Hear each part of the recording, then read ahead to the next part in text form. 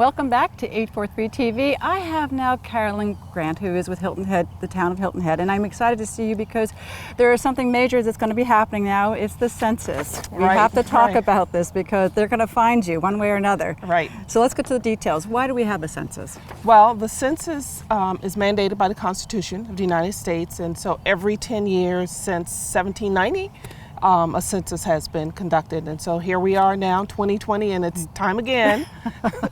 So there's a Q&A out here that I think, where can we find this in case people want to know about Actually, you this? can go to 2020census.gov, which has a ton of information on the census, why we do it, how it's done, messages for different audiences. It's loaded with information. Right, so the first thing they're going to do is they're going to mail us something, correct? Right, actually starting this week, you should be getting something in the mail from the census, and it should be a postcard just kind of letting you know that census is coming up, here's how you can participate in it. So between now and March 20th, they'll be sending out lots of information, kind of letting folks know it's time for the census. Will they be asking us to fill it online this time? I remember last time we got the paperwork. I remember just filling out all that paperwork. Is the paper coming or is it online? How's that all working? Actually, this year there are 4 different ways that you can respond.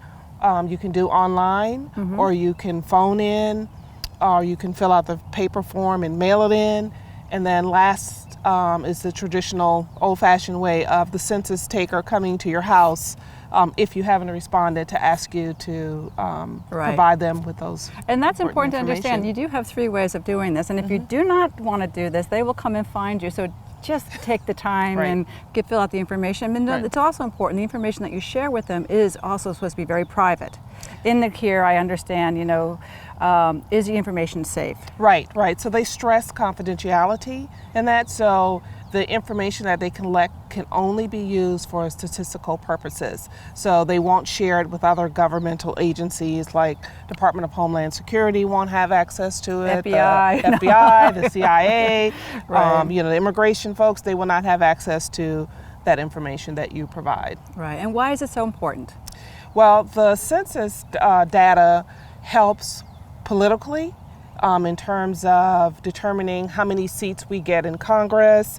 Also, it helps with redistricting. So in our area, it might tell us that, we need to change some of our town council wards, as far as, how many people are in each ward, to make sure they're all balanced out.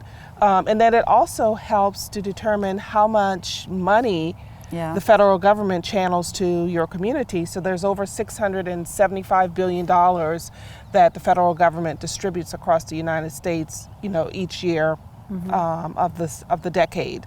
So it'll help to let you know how much money you can get.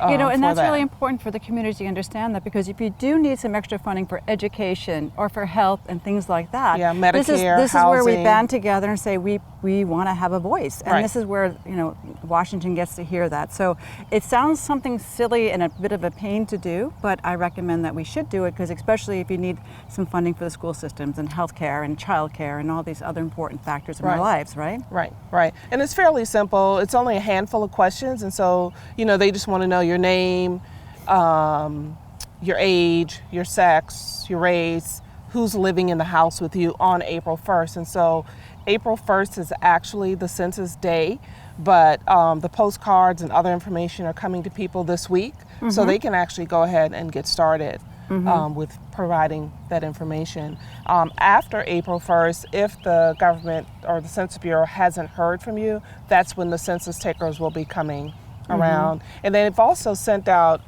postcards, and they have been doing campaigns asking for census workers. So there's still an opportunity for people who want a little extra income to become a census taker and get trained and be ready to go out to visit those places. That's a good point too, if you're looking for a part-time job or something like that. So, and they also go to the website for this information to apply? 2020census.gov. And we'll also have information on the town's website, but pretty much the bank of information is at 2020census.gov. Okay, so we covered that. What else is going on at the town? What else can you share with me? What do we need to know?